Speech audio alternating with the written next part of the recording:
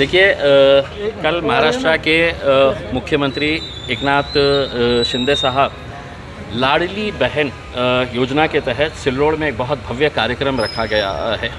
लाखों की संख्या के अंदर उनकी लाडली बहनें वहाँ पे जमा होने वाली है और उन्हें किस तरीके से फुकट में 1.5 हज़ार रुपये देने वाले है, ये कार्यक्रम वहाँ पे सजाया गया है। तो अगर ये वो लाडली बहनों को अगर आप मानते हैं तो ये जो महिलाएं हैं, क्या ये लाडली आपकी बहनें नहीं है? जिनका पैसा लोगों ने खा गए हैं, आपके डिपार्टमेंट ने खा गया है, सरकार ने खा गया है, वो आपके लाडले भाई नहीं है। उसमें इनमें और उनमें फ़र्क ये है कि आप वहाँ पे जो पैसा दे रहे हैं वो फुकट में पैसा नहीं दे रहे हैं। आप उनको पैसा देकर ये कह रहे हैं कि 2 महीने के बाद चुनाव आने वाले ही, ये 1.5 हज़ार तुम्हारी जेब में डाल रहे हैं हमारे को मतदान करना करके। लेकिन ये लोगों की तो ज़िंदगी भर की कमाई है, इन्हें कौन देने वाला है पैसा? और यही मुख्यमंत्री है एकनाथ शिंदे साहब, जो सितंबर 2023 के अंदर यहाँ पर जब आए थे तो उन्होंने कहा था कि हम मालकापे की प्रॉपर्टी अपने पास रखे हैं तो इनको पैसा देंगे करके। तो कल हम मुख्यमंत्री साहब को अच्छे तरीके से स्वागत करके उनको याद दिलाने वाले हैं कि मुख्यमंत्री साहब, ये आपका स्टेटमेंट है जो आपने ये बताया था कि लोगों को पैसा देंगे, और आपने ही नहीं, आपके मंत्री दिलीप वळसे पाटिल साहब, गिरीश महाजन साहब, सब ने यहाँ पर आकर झूठ बोलकर, ये गरीब लोग हैं तो इन्हें सिर्फ आपने बहला फुसला कर है तो यहाँ से वापस भेज दिए थे। अब ये है कि यहाँ पर पुलिस कमिश्नर साहब ने हमको बुलाया था, हमने कहा है कि हम कल के दिन मुख्यमंत्री साहब का बहुत अच्छे तरीके से स्वागत करेंगे।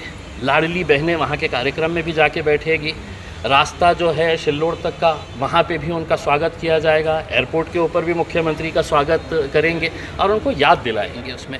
और अगर ये नहीं चाहते हैं तो हम ये चाह रहे हैं कि मुख्यमंत्री साहब ने एक डेलीगेशन आदर्श के जो ठेवीदार है उनको बुलाइएगा, उनसे बात करिएगा और उनको एक ठोस आश्वासन दीजिएगा उसमें कि हम ये तारीख को इनका पैसा देने वाले हैं।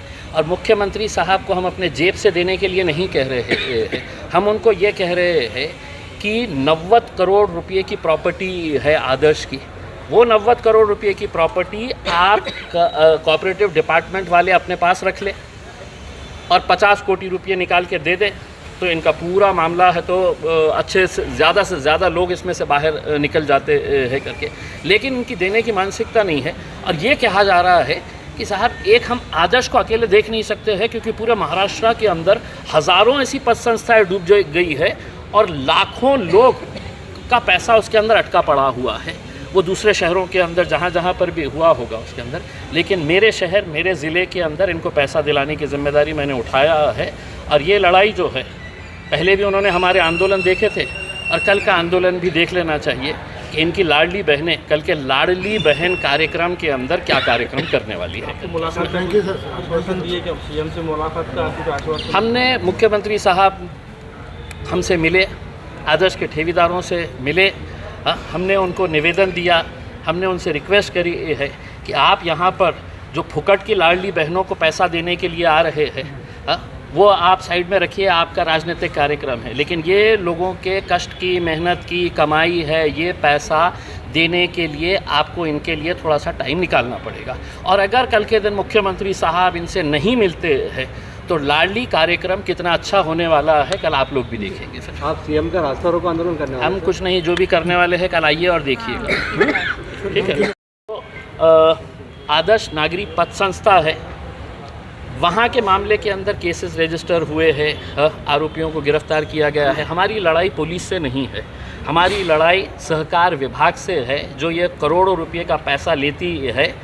लाइसेंस सरकार इशू करती है, ये धन्ना सेठ पैसा लेकर गायब हो जाता है और ये गरीब लोगों को चकरा मारना पड़ता है उसमें।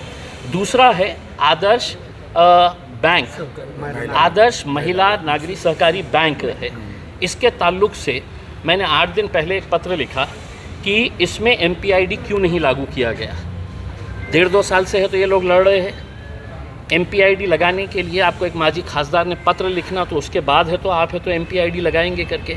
MPID जब लगती है तो बैंक की या सहकारी पथ संस्था की जितनी प्रॉपर्टीज़ है वो सीज़ कर ली जाती है, उसका ऑक्शन किया जाता है। तो अब आपको ये आश्वासन दिया जाएगा कि साहब हमने प्रॉपर्टी सीज़ कर लिया है लेकिन कोई ख़रीदार ही नहीं आ रहा है करके।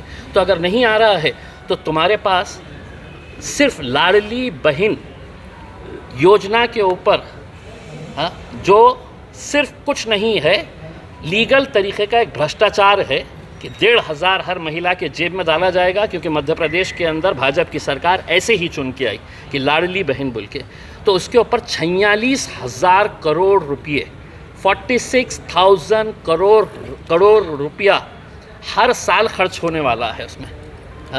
इनके पैसे कुछ 100 करोड़ रुपये भी अगर आ गए तो इनका पूरा मामला हो जाता है। लेकिन आपको ऐसा लगता है कि वहाँ से आपको मतदान मिलने वाला है। ये लोग तो गरीब है, ये जिए मरे, अभी तक 35-40 लोग मर चुके इसमें। ये जो हमारी बहन है, इसकी बच्ची शादी के लिए आ गई है, कहाँ से करेगी शादी? ज़िंदगी भर है तो क्या करते थे आप? मैं केयर टेकर का काम करती हूँ। केयर टेकर का काम करके ज़िंदगी भर पैसा जमा करी कि मेरे को बच्ची की शादी करने का है करके। शिंदे काकू के पति है तो कुछ महीने पहले जा चुके हैं उस दुनिया से। ऐसे कितने हम ऐसे केसेस बताए उसमें। तो क्या आप सिर्फ अपनी राजनीति करने के लिए आएंगे यहाँ पर और ये लोगों को ऐसे ही मरने के लिए छोड़? और अगर मरना ही है तो फिर कल आपको है तो पूरा अच्छे तरीके से आपका स्वागत जंगी तरीके से किया जाएगा।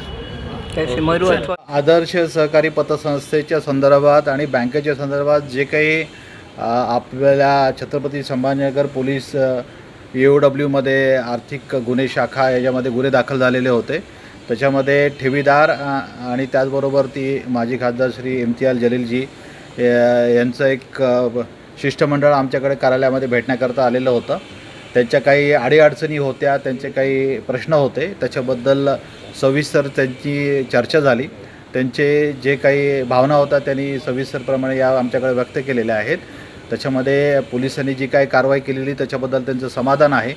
ठेवीदारांचे पैसे परत मिळण्याबाबत त्यांच्या ज्या काही अडचणी आहेत आणि जे काही मिळालेले नाहीत त्याबद्दलचे प्रश्न होते, त्याच्याबद्दल सविस्तर आमची चर्चा झाली। या बाबतीमध्ये निश्चितच पोलीस प्रशासनाकडून येणाऱ्या दिवसामध्ये इतर जे विभाग आहेत त्यांच्याशी कोऑर्डिनेशन करण्यात येईल आणि एक संयुक्तिक बैठक त्यांच्याकडून आमच्याकडून आयोजित करण्याचं आम्ही नियोजित केलेलं आहे, जेणेकरून या ठेवीदारांना त्यांच्या ठेवीच्या संदर्भात आणि पैसे परत मिळण्याच्या बाबतीमध्ये जे काही प्रशासकीय लेवलवरती कारवाई करणे गरजेचं आहे ते आमच्याकडून केलं जाईल। उद्या ते आंदोलन करणार होते, म्हणजे प्रत्यक्षरित्या ताफा अडवणार होते असं नाही, त्यांनी माननीय मुख्यमंत्री महोदयांची वेळ मागितलेली आहे आणि मुख्यमंत्री महोदयांची वेळ त्यांना निवेदन देण्याकरता आम्ही मिळवून देणार आहोत। Thank you sir.